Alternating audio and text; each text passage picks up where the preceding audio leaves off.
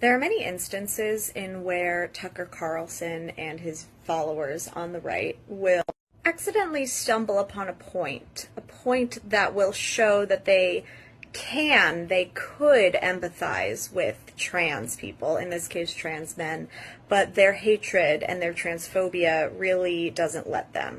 And fight the impacts of negative testosterone, yes, which are crippling for men. Which are crippling. That's exactly right. They make you less of who you are and who you were meant to be. Oh, so Tucker does believe in hormone therapy so long as he can relate to the reasons it's needed. After all, Tucker's a man's man and knows what's best for other men.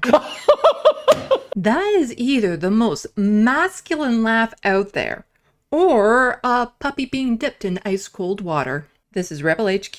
I'm Sandee Lovas. It's funny how gender-affirming care is completely accepted for cis people, but as soon as a trans person wants to use the exact same treatments to affirm their gender, suddenly it's medical malpractice. The vast majority of gender-affirming surgeries in this country are performed on cis people. They're not even performed on trans people.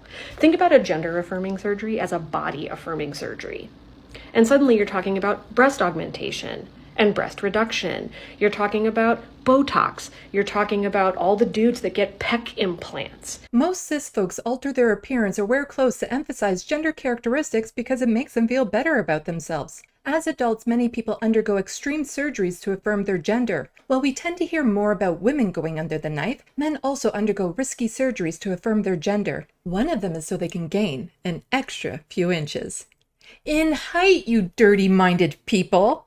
A common surgical approach involves cutting the bone in a key area, applying metal pins and screws in the bone, attaching external metal devices to the pins. Doctors call these devices fixators, and they help to pull the cut area of the bone apart to encourage new bone growth.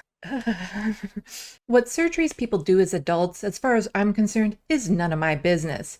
If it makes them feel better about themselves, no matter their gender, then go for it if you can. If I ever win the lottery, the first thing I would do is buy a house. The second, get the cosmetic surgeries needed so that I can feel at home in my body.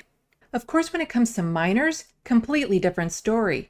People freak out about trans youth receiving any sort of gender-affirming care and make up stories about surgeries to frighten people, but are blasé when it comes to real body-altering surgeries performed on youth, even babies, for the sake of cultural norms. I'm willing to bet the value of the student loan debt that I incurred studying this to become an expert, that the same people who are now trying to ban gender-affirming care for young people have no problem with forced surgeries on intersex infants.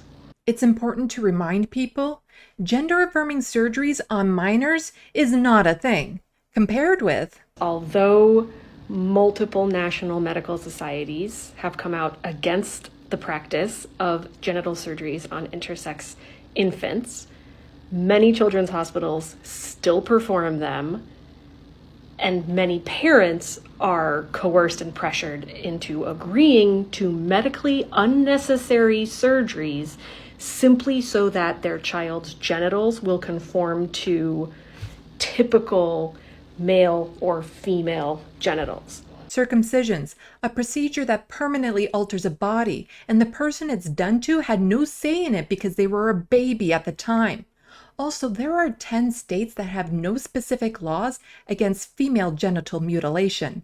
FGM is so violent, it has been recognized internationally as a human rights violation, constituting torture and an extreme form of discrimination against women and girls. Curious how the people who fearmonger about surgeries on trans youth say nothing about this brutal practice. It's never been about trans folks. It's about people forcing their bigotry onto others. It's about forcing people to fit the cultural norms approved by a small group of privileged, wealthy, white cis men in power in order for them to maintain that power. What someone does to affirm their gender is their choice. No one knows who they are better than themselves. The world would be a much happier place if people were able to live their lives as their authentic selves. Let's work together to get there. For more of my stuff, look for me on social medias left of the box.